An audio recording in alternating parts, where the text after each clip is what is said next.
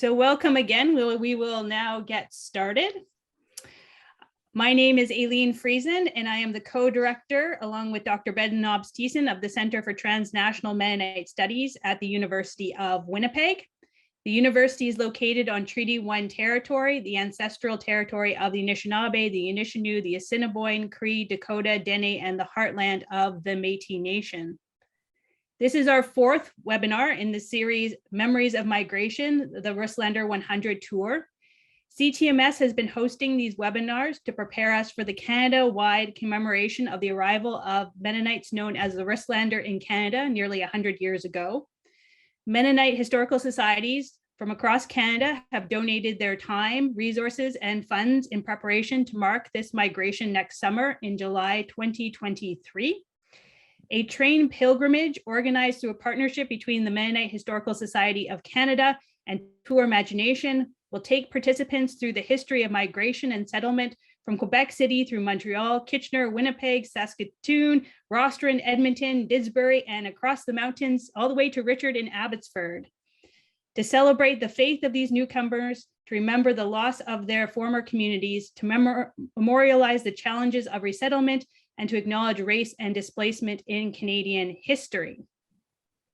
And if we are being truthful, we might acknowledge that this will perhaps be one of the last commemorations of its kind, as our collective experience fades with each passing generation. Some might think that such a trip is a little bit self-indulgent, but I can say with sincerity that I will never regret taking the Mennonite Heritage Cruise in Ukraine in 2018. Remembering our history, preserving our history, connecting with our past should never be taken for granted. This lesson is powerfully on display for us at this very moment as Russia attempts to rewrite Ukraine's history through violence. It is perhaps timely that tonight we will think through the question, what do you pack in a trunk when you are leaving your home forever? In my own family, as in many Mennonite families, a Krieger clock made the journey by wagon, train, and ship from Shoinze-Malochna to rural Manitoba. Family stories are stored in the material objects that were carefully chosen for this transatlantic journey.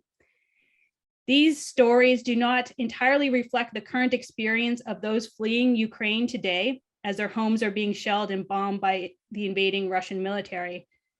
Most of us did not leave in chaos. We did not flee for our lives. This difference, however, does not change or challenge our emotional tie to what is happening. Instead of leaving during violence, many of our loved ones left in the aftermath of violence, after a civil war was fought in the middle of their villages. The physical and emotional scars of violence, of the choices made under conditions of violence, bind the 1920s migration to this present moment, and our objects in many ways can bear witness to the places, people, and memories affected by tragedy, and our staunch resolve to preserve and to persevere. I would now like to introduce our presenters. We have three, and they are very well known. They are pillars of the historical community. They are the keepers of our history and of our knowledge. Laureen Harder-Gissing is the archivist librarian at Conrad University College. She has many publications in addition to having served as the president of the Mennonite Historical Society of Canada. Conrad Stoesz is the archivist at Mennonite Heritage Archives and a faculty member at Canadian Mennonite University. He is the current president of the Mennonite Historical Society of Canada and also has published widely. And finally, Richard Thiessen is the executive director of the Mennonite Heritage Museum in Abbotsford and is a key figure within the Mennonite genealogical community and has been an important figure in the development of Gameo. Each presenter will have about 10 minutes to talk about their collections, and then we will open it up for questions. So be sure to write your questions as they come to you in the Q&A. We will start with Laureen, and then we will move west to Conrad and then to Richard. So take it away, Laureen. Thank you so much, Aileen. Welcome, everyone. Greetings from Kitchener, Ontario, where I'm situated on the Haldimand Tract, the land promised to the Six Nations, or Haudenosaunee, some 200 years ago, a promise that was never quite fulfilled. And so though my Russlaender ancestors have found comfort and peace in this land, we also know that we still have much work to do in reconciling with the original inhabitants of this land, part of growing into our citizenship as Canadians. I am going to share my screen with you now. I have some objects to show you, so let's get started.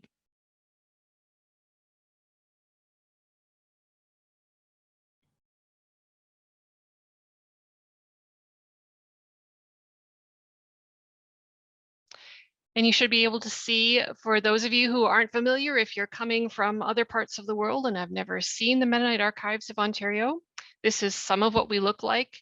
There's our reading room on the left, and on the right is part of our gallery where we show archival exhibits. You'll notice that we are situated in the University of Waterloo Milton Good Library at Conrad Grebel, and it's really good to have that library and archives connection. So I do hope that someday you'll be able to visit us soon. So what I'm going to do today is tell you 3 stories, and I didn't plan it this way, but it turned out that all 3 of these are stories of young women. I only realized when I finished putting that together.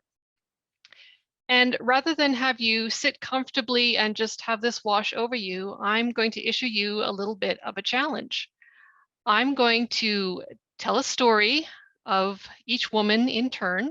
And when I have finished telling that story, I'm going to ask you, and if you're brave enough, you can even volunteer that in the chat. I'm going to ask you what you think this particular young lady brought with her. And I will try to drop as many hints as I can in the little story that I tell you. So listen closely. And here we go. So we're starting with Anna Neufeld Thiessen, who lived from 1894 to 1942, so not a very long life, but certainly a full one. She is pictured here, and she is the very top back. She was a very short woman, but perhaps the photographer decided having her back in center was the way to go. Picture here with her sister and cousins, some very well-dressed young ladies looking forward to life. And you'll notice some of them are wearing lockets around their necks, perhaps containing photographs of loved ones.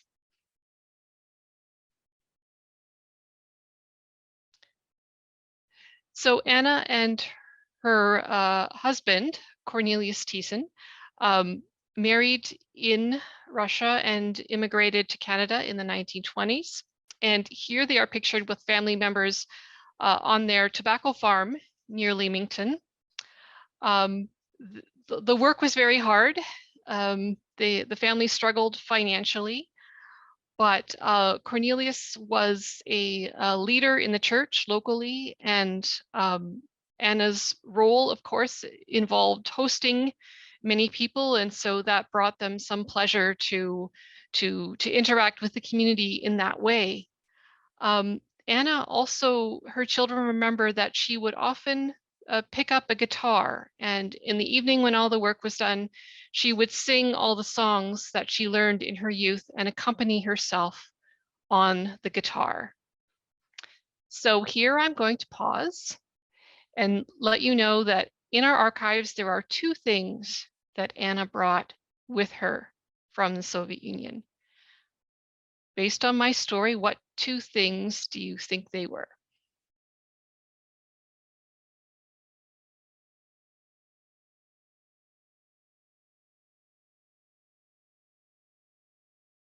Okay. Some pretty smart cookies we have out there, doing really well. Oh, I can't advance my screen. There we go. So those of you who answered locket and guitar, you were right. The locket, which you see there on the left, contains photograph of her husband and her brother, Peter Neufeld. Peter died young in 1919, so it makes sense that perhaps these are the two people she most want to memorialize. And you'll see there that they're both wearing their alternative service uniforms from the First World War. And the other picture shows me holding Anna's guitar, which was recently donated to us by her son and her family.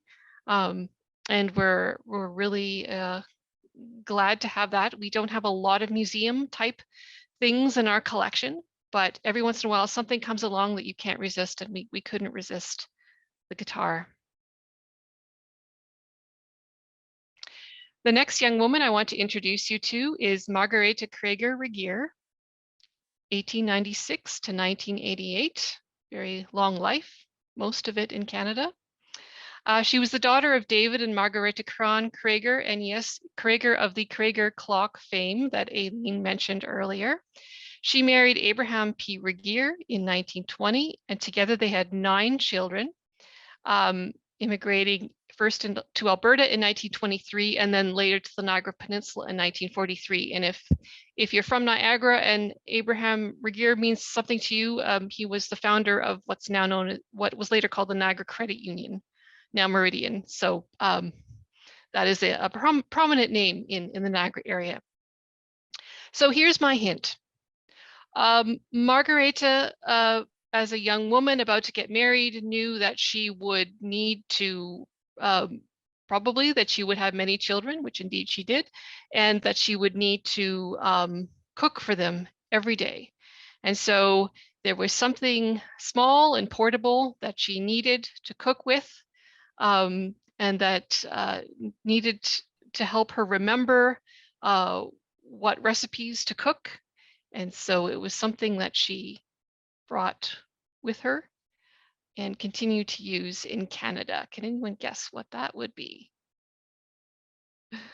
I tried to make it as clear as possible. Yeah, it is indeed a cookbook, and I will show you the first page.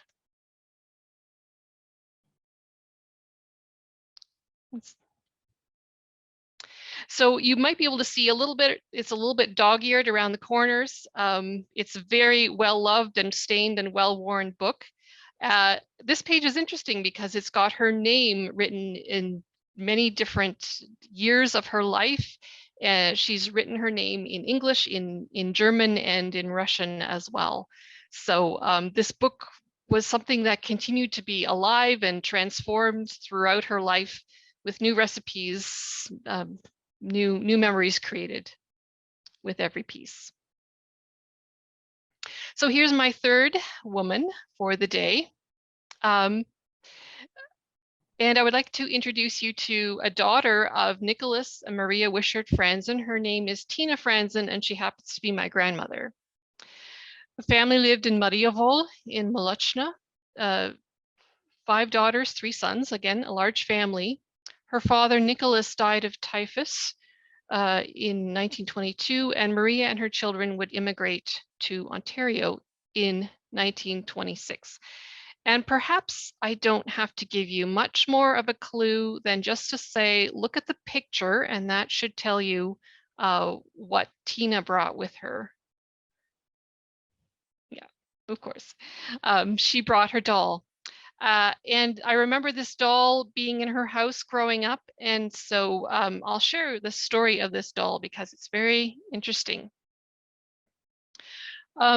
So in late 1921, a man who he knew came to visit Nicholas Franzen, and he brought with him 3 dolls, a set of children's blocks, and 2 very ornate tablecloths. And the reason he brought them to Mariavol and to Nicholas Franzen was to trade for grain because his family was hungry. And so he came from Berjansk, he brought these things, he left them with Nicholas and returned to Berjansk with the grain the family needed to survive. Sadly, a rather prescient story considering that part of the world right now. So these 3 dolls were given to the 3 sisters that very same Christmas. And my grandmother's doll is the one on the right. I'll show you a bit of a close-up here.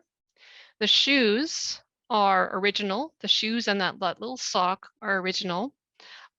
Everything else about the doll has been reconstructed. The dress was reconstructed. The hair is not the original doll's hair. It is the hair of a relative, and I promised the relative I wouldn't reveal whose hair it was. But this was hair that that they had saved when they were a child, and then that hair was later used to reconstruct the hair of this doll with this remarkable story of life in Soviet Russia. I just want to finish by saying that this is our website here, grable.ca MAO, and I've started a page of Mennonite Russlaender Mennonite immigration digital files, and we're adding things as they are digitized that might be interesting for those of you who want to pursue more of your Russlaender history. So at this point, I'm going to pass it all the way across to Winnipeg, and Conrad, you can now share what was brought to you.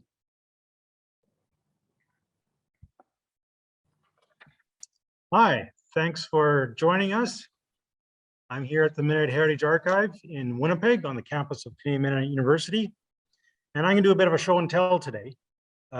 We have many materials, many kinds of materials that talk about migration. And each kind of document tells a general story, but also a very specific story. When we think about traveling, we think about crossing international boundaries, we think of passports. So here I have an example of a passport. Mennonites moving out of Russia in the 1920s had to have a passport.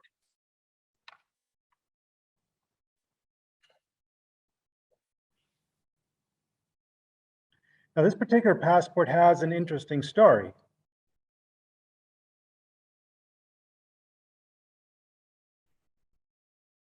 You'll see this picture of these two women on the bottom.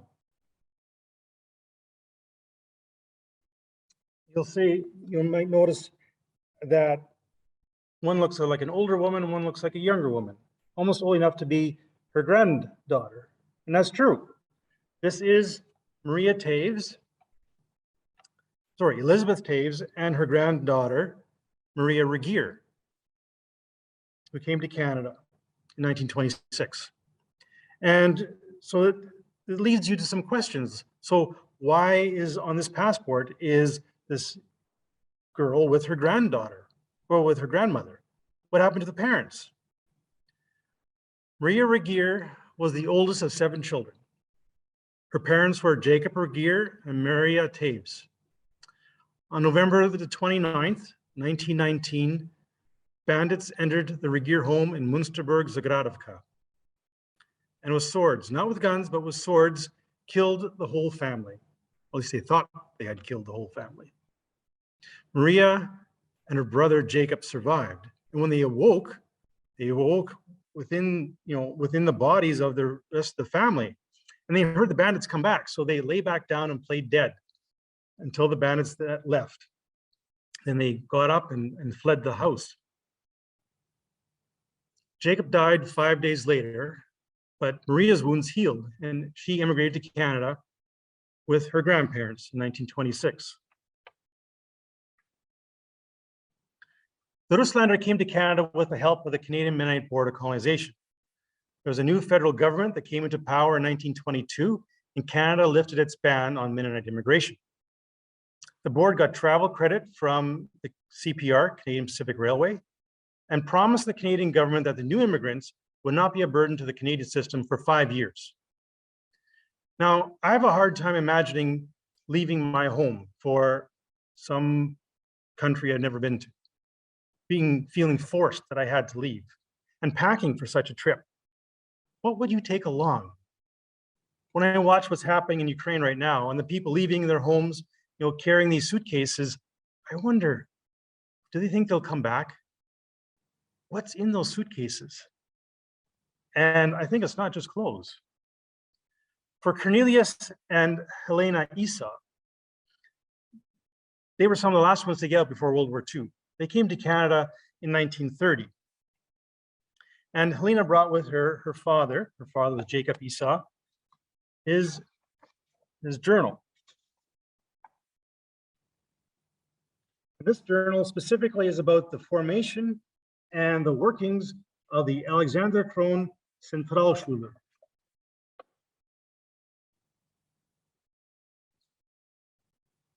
Very neatly done.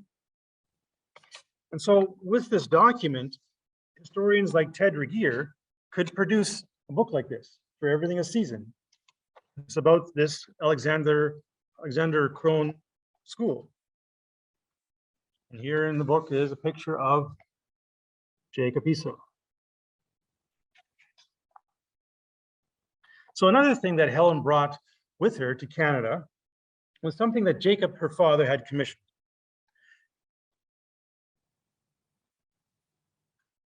This is not a document, but a piece that's made out of hair, human hair. Jacob had this piece commissioned that was made of the hair of his wife, Anna. Oh, let's see if I got this right here. Yeah, Anna, who died in 1888, and Anna's sister, Helena, who died in 1884. Both of them died in childbirth. And then Jacob had the hair of his 3 surviving children, Helena, Anna, and Jacob. And it was put into this hair wreath. You see the really intricate details.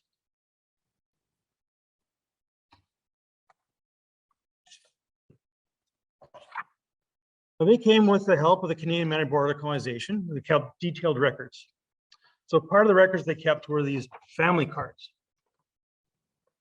They list the names, over here, the names, when they were born, where they were born, and their travel itinerary, what ship they came on, when they left Russia, when they got to Hammerstein, that type of thing.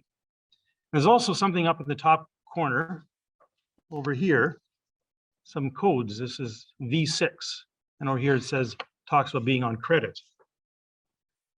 Well, they came not having enough money, so they borrowed money from the board, Canadian Mennonite Board of Colonization, who borrowed the money from the CPR. And so we have these financial ledgers. Here you have ledger V. So on the card there, it said V6. So here we are, ledger V, page 6.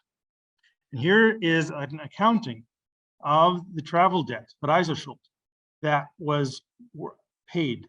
Started in 1930, and the Esau family paid it, or sorry, the Wall family paid it off in 1938. The whole travel debt for the whole movement was paid off in 1946.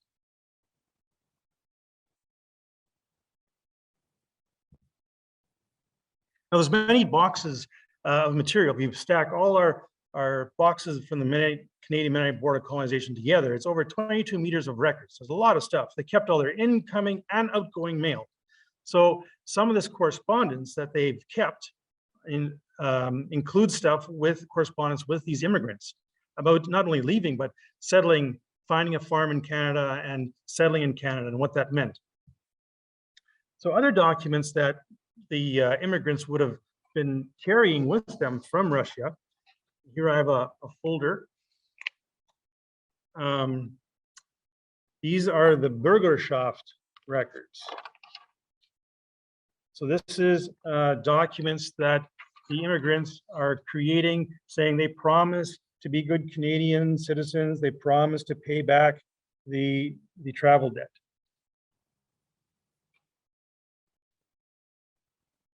Another kind of document that they created was transcriptions of church register pages. So here I have a folder of a number of church register pages, transcripts. So these people came as individuals. They came as families, but not as a whole community.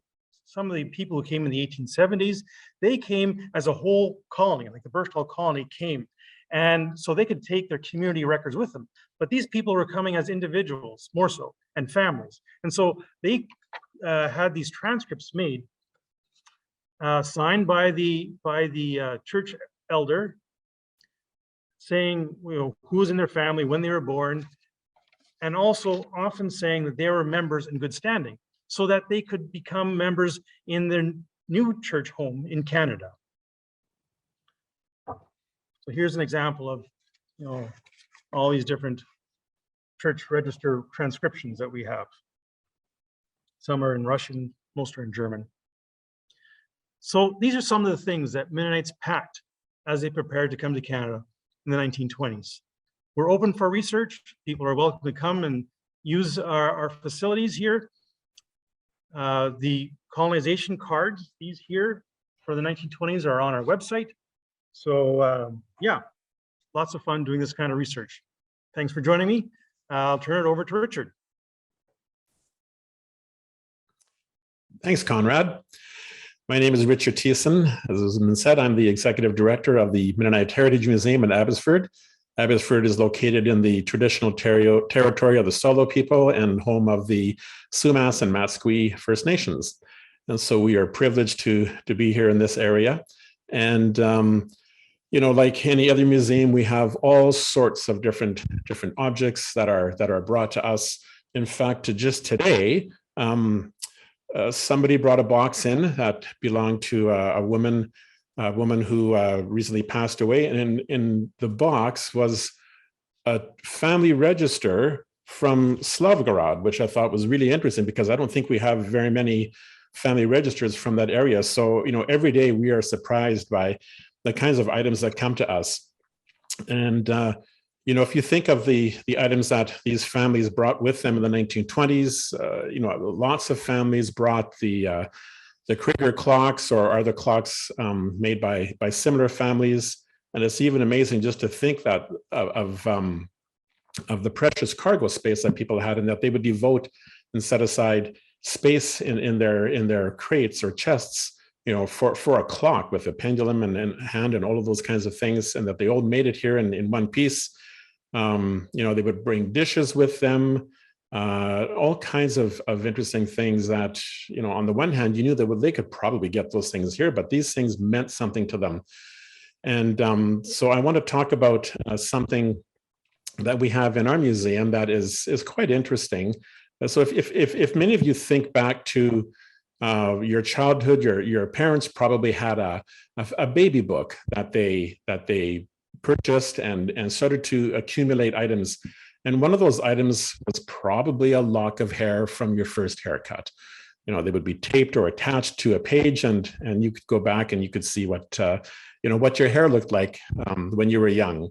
Well, in the 19th century, it seems that mothers took the saving of a child's hair to a whole other level. And so I'm going to ask for the video to be shown now, and you'll see what I mean.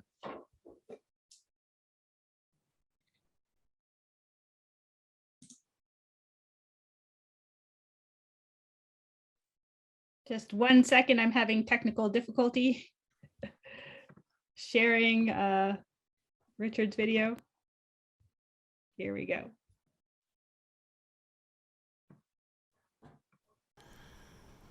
So I'm making my way over to a part of the museum where we have a very interesting item on display. And here it is. This is the item that I would like to talk about today. So you can see that it says in German, "The Lord is my shepherd, I shall lack nothing." But if we take a closer look here, you can see that the wreath around this Bible passage is made from something very interesting. If you take a look, you can see that this object is made from human hair. This entire wreath, except for a few little decorative items, is made from hair. The entire wreath is made from hair.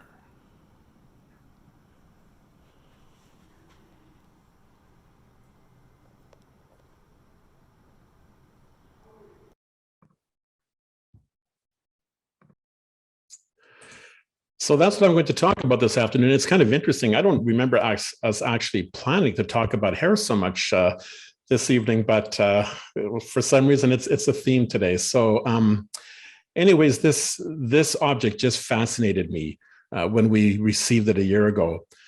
And it turns out that hair art has its roots in the 17th and 18th centuries, particularly in Northern and in Western Europe. So people would often, keep the lock of a lock of hair of a loved one, often when they had a child that had passed away. So this was quite common. However, in the Victorian era, the sentimentality of the day, along with this kind of fascination of death or a cult of the dead, became almost a mania in Britain and I think elsewhere. So of course, Queen Victoria, if you know Queen Victoria's story, she kind of modeled a fashion for mourning after her husband, Prince Albert, passed away, and it became a very popular thing to do in culture. So hair art, which could be used to commemorate either a child that had passed away or another person that had passed away, or even a living person, was the perfect merger of this fashion for mourning and sentimentality. Well, there were even books that were published that would teach women how to create hair art. And it became what they describe as a popular parlor craft among middle-class women of the Victorian era. Now, this particular piece that we have was made by a woman named Gertrude Wall-Penner. She was born in 1852 and she passed away either in 1888 or 1889. We really do not know very much about her. We don't know anything about her parents. We don't know where she was born. However, her husband, Johannes Penner, was born in Prussia in 1844, and he immigrated to the Amtracht settlement with his parents in 1855. Johannes and Gertrude's children appear to have been born in the Alexandertal or Alt-Samara settlement. So it's possible that Gertrude may have also been born in Prussia and then settled with her family either in the Amtracht settlement in the mid-1850s or in the Alexandertal or Alt-Samara settlement in the 1860s. Now, after Gertrude's death, which I said was around 1888-89, this family heirloom was passed on to her young daughter, Agatha, who was 9 or 10 years old when her mother passed away. And from what we know, this hair art contained the hair of a number of members of the family. So it's not clear to me if these people had passed away or if they were still alive. But anyways, that's the story that was passed on to the family. So Agatha married a man named Jacob Boise. He was a school teacher who taught in a number of schools throughout the Kortitsa and Malachna settlements. So this family heirloom traveled actually around Russia, starting in the Samara Oblast and then making its way to Kortitsa and to the Malachna settlements. And then in 1924, the Boise family moved to Canada and they settled in Arnaud, Manitoba. So again, this piece of art made its way across Russia to Western Europe, across the Atlantic Ocean, and then across Canada to Arnaud.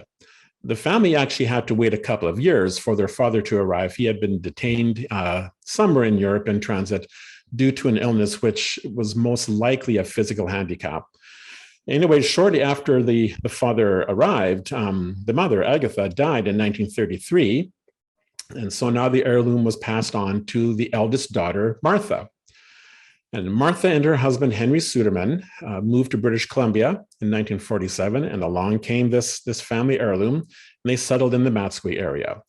And after Martha's death, the heirloom was passed on to her eldest daughter, Betty Clausen, who donated this item to the museum last year. And for those of you who might know, Betty Clausen's husband was Dr. A.J. Clausen, who was a professor at the seminary in Fresno and taught at Columbia Bible Institute. So that name might ring a bell. And I'm fascinated with this family heirloom for several reasons. First, the heirloom tells the story tells us what some Mennonite women were able to do during the second half of the 19th century. For one thing, they obviously had access to books that taught them how to make these fairly sophisticated sorts of works of art.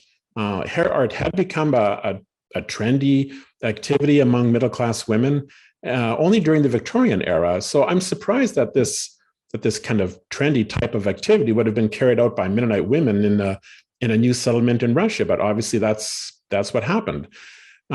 Secondly, the heirloom tells us that some Mennonite women had time to spend when you think of it, it must have been countless hours. I can't imagine how many hours it would have taken to make this item, but they had that time to create something that was certainly not a utilitarian item in nature. It was more of what's been called the parlor craft. When you think of it, women devoted countless hours to knitting and crocheting, clothing and blankets for the household. But I really wonder how many women would have engaged in this kind of activity. I suppose it would have been kind of like needlepoint, but even that seems a little more acceptable than hair art, at least in our minds. Third, I'm surprised that the Boise family would pack an item like this to take all the way to Canada. We have the travel chest that this family brought with them to Canada, and it's hard to believe that this trunk held all of the possessions of a family with 7 children. And it's obvious that this heirloom was very important to the family. Fourth, being able to take this item with them tells me that the family certainly had time to decide what was essential to bring and which heirlooms they wanted to bring with them. You know, many family narratives of the 1920s talk about their parents or their grandparents scrambling to flee from Russia. That's not really the case. In most cases, these people had time. So if you think that someone is packing, like a family is packing up items like this hair art for their trip across the Atlantic Ocean, it means that they certainly had time to think through what they wanted to take with them. What I find interesting is that this heirloom was in some ways a way for the family to take a piece of their own family with them. You know, many individuals left parents and siblings behind, never to see them again. And this hair picture would have been one way for the family to remember those left behind, a very, very concrete way to do that. So children could look at this hair art hanging on the wall, and mom could say, see, that gray hair there was grandma's hair, and that golden lock of hair over there is Aunt Tina's hair. You can imagine the kinds of conversations that would have been taking place around this picture, but it's a way to actually bring the family with you. And then one more thought that I had about this item is that I know many of you have probably provided your DNA samples for genealogical research. Well, can you imagine what could be discovered about a family's ancestors using hair from 140 years ago? It appears that DNA testing of hair like this for genealogical purposes is a possibility in the future. So it's kind of fascinating for this family to think of what they can learn about their ancestors' hair from 140 years ago. So that's all that I wanted to say about this item today. I just thought it was really interesting to bring something out that is certainly unique for us. This is the only item that we have that's like this. And it was also one of the things that I found kind of humorous about this was that when I talked about showcasing this afternoon, some of my staff were actually quite almost sick to their stomach when they saw this thing. And in fact, I had to cover it with a sheet when we had it here in the museum so that the staff wouldn't lose their lunch. So it's very interesting when you see how people respond to works of art that contain hair. So anyways, I thought I would leave it at that. Thanks for your attention.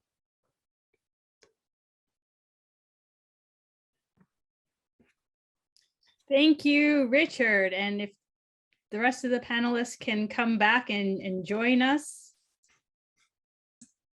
we can all be together. I have a request from Barb to show the wreath again. You've captured people's attention there, Richard.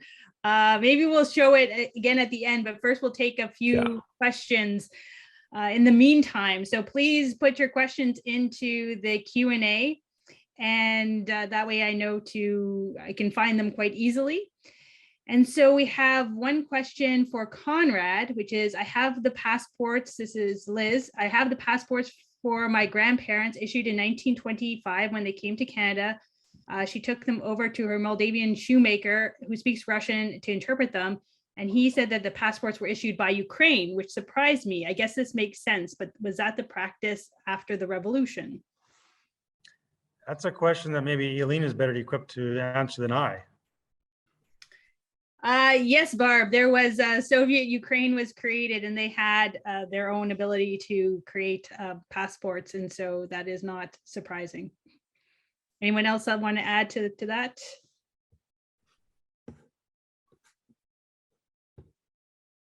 And there's a question for maybe Richard wants to take this one on.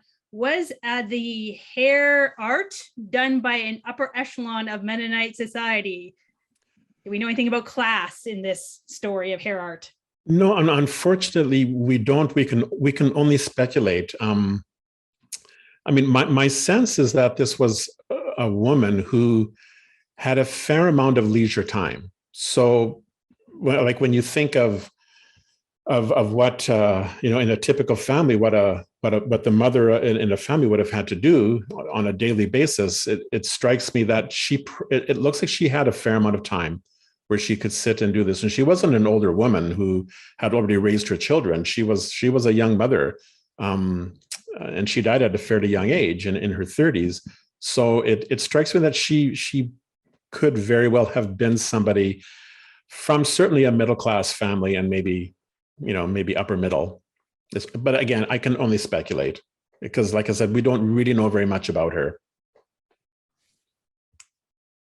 Anyone else want to add? I think all of your collections have some hair art in them. So something kind of common that we see in other places. This is a question from Robert, and maybe you all want to take a stab at this one. Taking along familiar items might have been a way of dealing with the trauma of losing so much. Any thoughts on that? Well, I think Robert has a good point there. Like I said in my summary, I was surprised that an item like this would have found room in a trunk.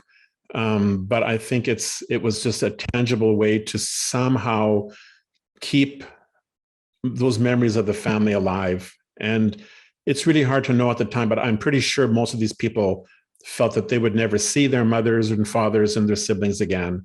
So it really was a tangible way to deal with the trauma of having to feeling there's no other choice but to leave my home and my country and go to a new land. It's a way to bring the family with them and to help to deal with that. Conrad or Laureen? Oh, Laureen, you're muted. Or I couldn't hear you. I was thinking a lot about the doll, and that brought the question to my mind, what else did children bring specifically? There was a piece in the Globe and Mail a couple days ago, I don't know if anyone else has seen it, of refugees. It was a photo essay of refugees coming out of Ukraine and holding some kind of valuable thing in their hands that they grabbed. And there were pictures of children holding their dolls and their stuffed animals. And so I imagine, especially for children, having something that is close to them, that is intimate to them, that personifies. You can hear my dog in the background, probably. That a personality almost that they can relate to, a friend that they can bring along with them in the form of a doll or a stuffed toy would be very important. I'd love to hear more about what children brought with them.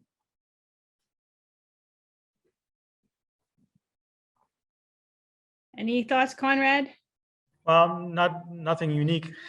Just echoing what Richard and Laureen have said.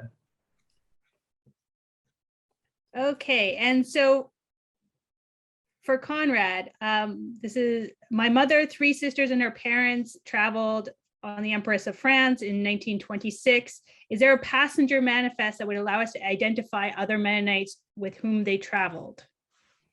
So the ships would have been carrying passenger manifests, and many of those are kept in government archives. Some of them are online. But this Canadian Mennonite Border Colonization offers another route of finding that information. These cards, there's over 5,000 cards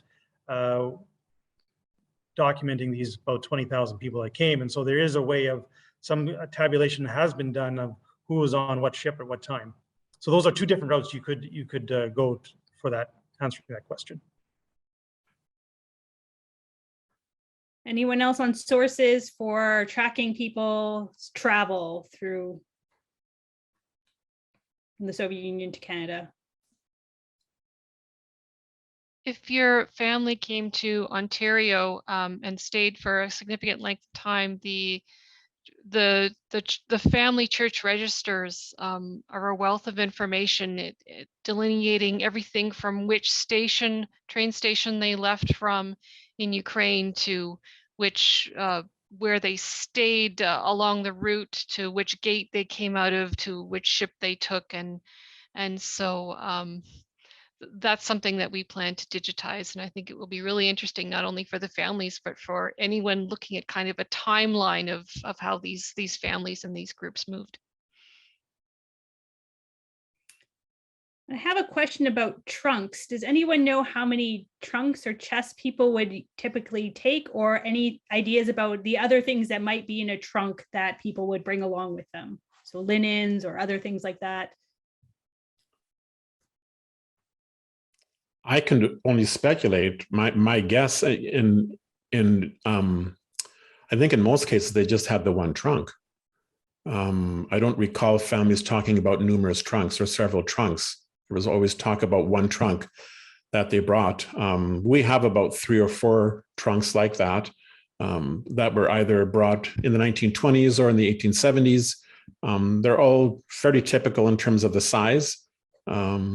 Yeah, they're not, when you think of families of 5, 6, 7 people, they're not very large. But the kinds of things that we have here, some of the items that we have here in the museum, they obviously would not have been put into a trunk. For example, we have a couple of cradles that were brought in the 1920s. So obviously they had a baby and the baby slept in the cradle. So the cradle was a separate item that they brought.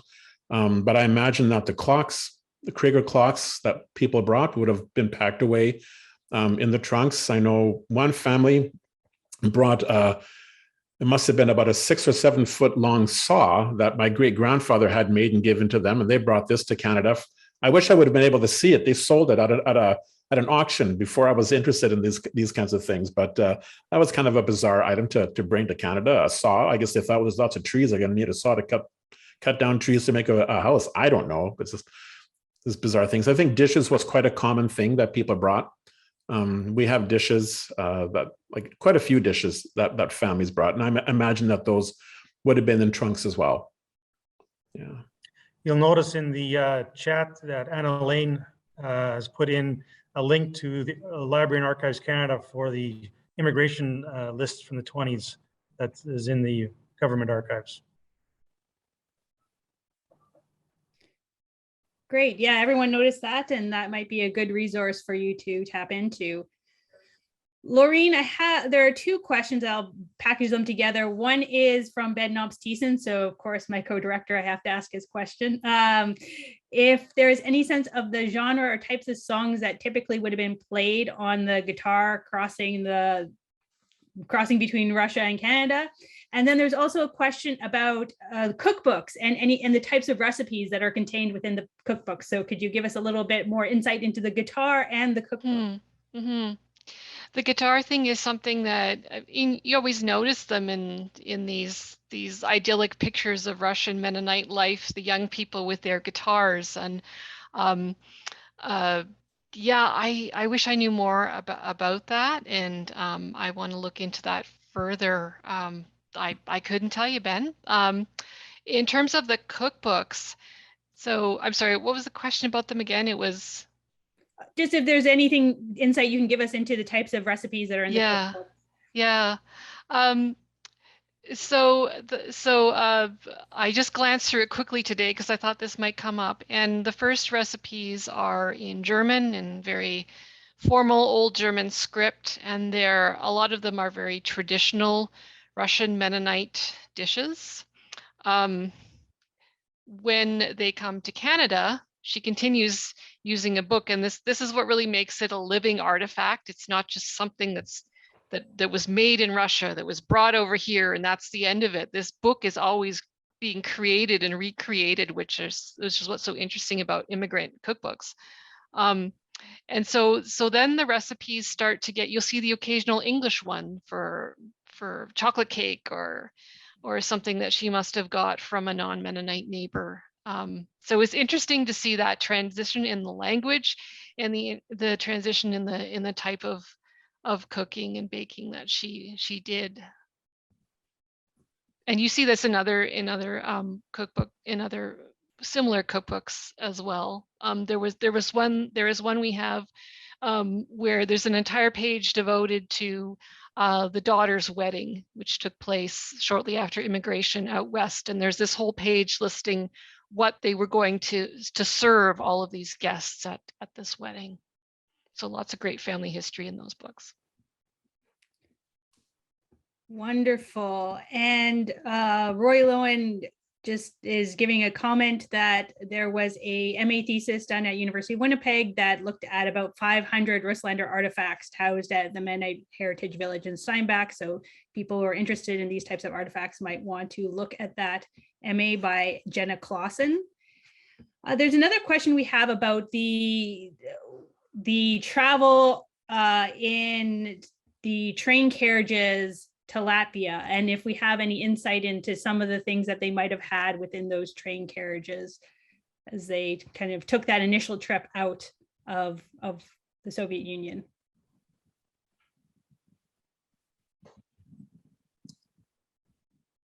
I've seen some pictures that were taken of people getting ready to leave. So I've assumed that the boxcars were still in Russia, and I think one of them was actually shown at the beginning on the title page for this presentation.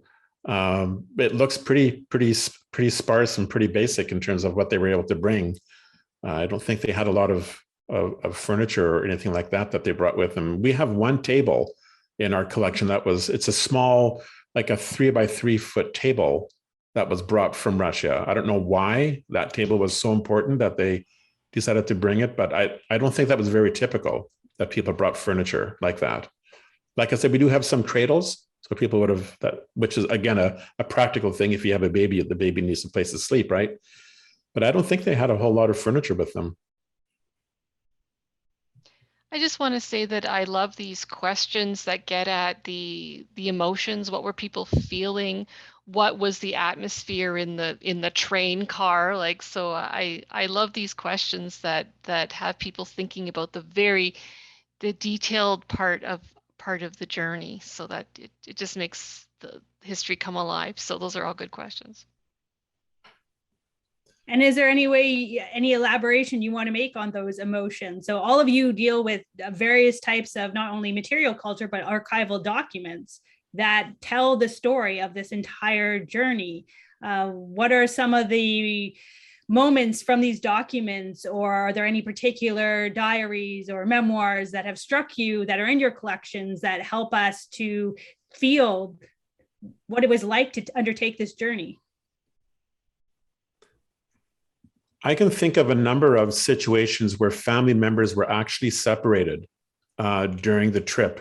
At any given stage of the trip, there could be something that would happen that would cause one family member or more to be left behind, and they would have to catch up later. In the story that I told, we had a 2-year time distance between when the father was able to join the rest of the family. I know my grandparents, again, there was a separation of several months. My grandfather and one aunt had to stay behind in England because of trachoma, which was a very common eye infectious disease, and it had to be treated and healed up before people could go. My wife's grandparents were engaged in 1926, and her grandfather and his family left for Canada, settled in Arnaud, her grandmother didn't join them for about between 2 and 3 years, even though the rest of her family, the Taves family, had also continued on. So they actually stayed in the Netherlands for a while and then stayed in England by herself for at least a year and a half. And we actually have all of the letters that the engaged couple wrote to each other. It's a pretty rich collection of letters. And of course, when she arrived, and I think they got married a week later. But can you imagine being apart from your fiance for 2 to 3 years, and then you show up and boom, you're married the week later? So there were lots of stories that I know of where people were separated, and I'm sure they didn't know, like, when are they going to see their family member again? There are some stories where people actually had to stay behind in Germany for whatever reason, and they never did join the rest of the family in Canada. So yeah, I can't imagine. Even I think of my grandmother with 2 young children just getting onto a boat, and I don't know if she would have known very many people that she traveled with, and then making her way all the way to Laird, Saskatchewan, to meet a great aunt and uncle that she never had met in her life. I don't know. There's just a lot of emotions that I hope I never have to experience, frankly. Yeah. I had a woman come in and doing some research. I brought her some documents, and she found a document from her family. She found the document with her father's signature. She took her finger and traced her father's name. And she recounted how she remembers seeing her father sign this exact document, and that's the last time she ever saw him. Mm-hmm. And she cried. And yeah, there wasn't much I could do or say, but be there.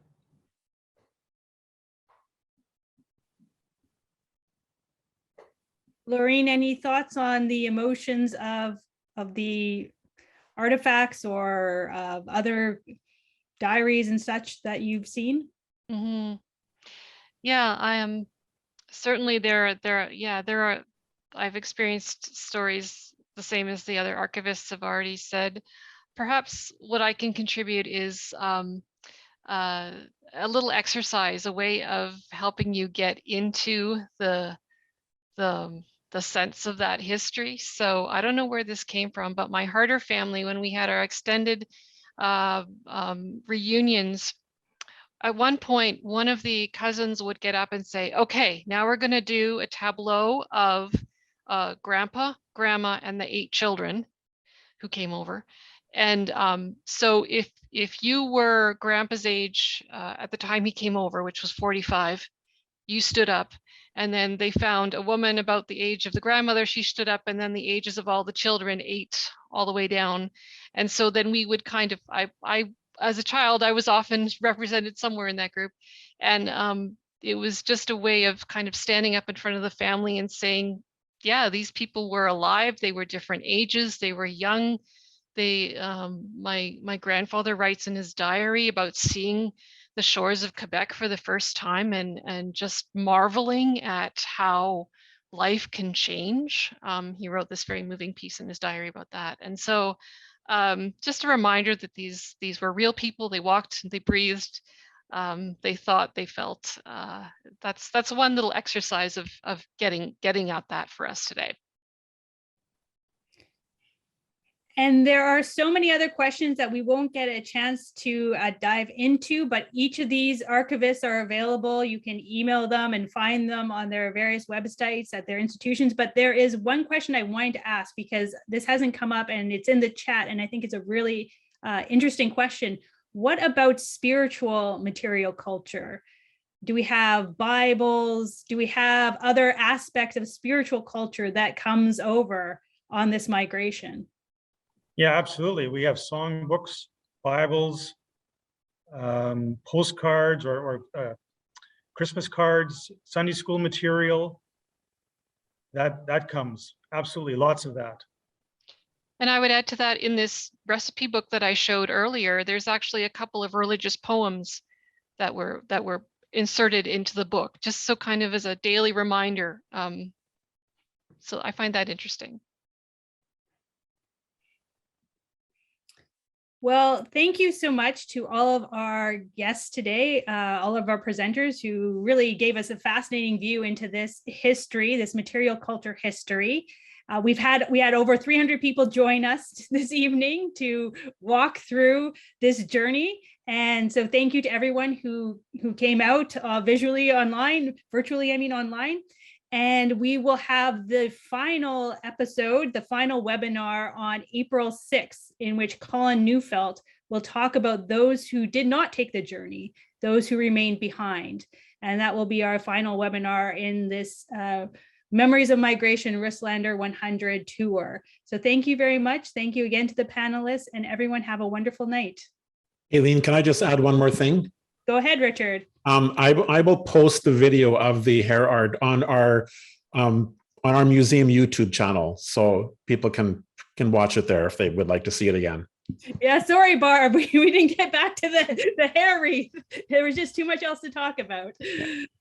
Thank you, Richard. Okay. Good night, everyone. Good night. Thank you. Good night.